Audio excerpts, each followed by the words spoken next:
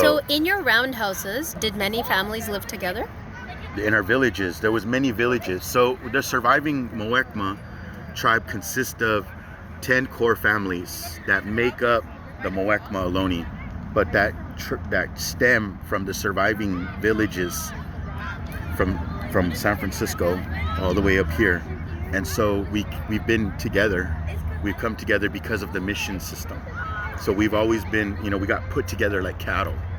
And then we got intermarried with different nations like the Coastal Bay Miwoks, our Sierra Miwoks, our Tule River Yokuts, and so we all came together and then kind of like shared, it's a lot of sharing, but we all have spiritual significances to like our origin. We all stem from Coyote, they call him Coyote Man. We have the relationship with Kuksu. We all do these feather dances, bear dances. So brother, was Coyote the originator?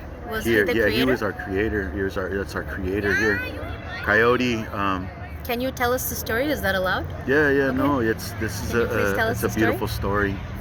So long ago, this was all water. This whole area that we're in right now it was water. It was ocean, and Coyote he got stuck on Dushtak, they call it Mount Diablo. He was on the north side of the mountain, and Hummingbird was there, and Eagle, Rupwa,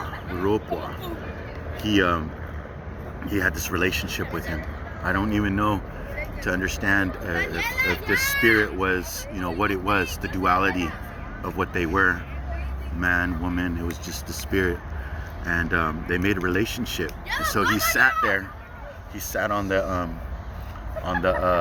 peak, and he went around looking to try to go to the land, finding food. It was hard. He was stuck on this peak. And so Rupwa came down and made that relationship with him, started building that trust with him, and there was some type of agreement, a bond of friendship. There was compassion he had for him. And so he said, I want to give you something. I want to bring something to you. And Coyote, was frustrated. And he said, okay. And so flew up high into the sky, and he plucked a feather. He plucked a feather from his body, and he dropped it from the stars, and it went into the water, and Coyote walked into the water, and he pulled out Muwekma, and that's how we were created. And then there's different relatives, like the Miwok, like there was like a similarities with these feathers and Coyote. And then there was like another story I heard where Coyote created them with mud, So there's many different stories with this relative of our elder, They call him Coyote Man. You hear different terms, different. A lot of people call him a trickster and things like that. And I really don't like to look at him as being that guy. I want to be like, say he's a little misunderstood in the stories.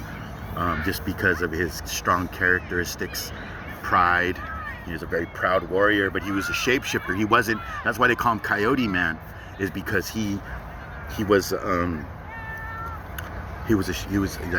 alter and shapeshift. He was a coyote and man. He can, that's where that word anthropomorphism comes in that scientific way, the academic curriculum. Well, what we care about is how you describe it. Yeah. Thank you. Yeah. That's a beautiful story. So what significant, do you pray to Coyote? Are the dances to Coyote? Or? We do have Coyote dances. The hardest part about us coming in, because we picked up the medicine that was dormant. They went to bed, they went to sleep, they went dormant. They hid it to keep it surviving. And you mean your people hid it? All of our people, all of our nations that practice these dances in the roundhouses, they all did the same. They all went through the same trauma. They all suffered from the same same abuse, to know that they had to protect it. And so they all, at one time, all of it, because there was a bounty on us.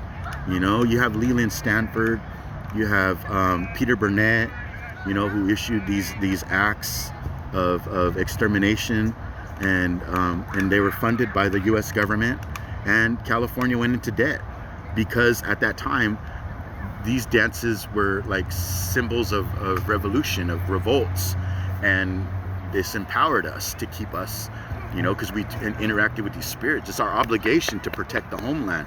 It's our obligation to protect our family and our trees and the spirits like that we share the land with, the rabbits, you know, the skunks, you know, the beaver, you know. And so that was that time. That's when things went to sleep. And it was at Pleasanton Rancheria, Alicial, in that area towards Niles Canyon. That's where one of our, I think Phoebe Hurst, she was the one who took us in after the mission system shut down. And because there was a lot of, you know, the mission systems didn't even last that long. Brother, can you tell us a bit more about what you mean when you say medicine? Well, medicine, you know, different languages, different cultures have their explanation. Medicine only means one thing. It means to do good. You know, medicine only does one thing. You got poison, you got medicine.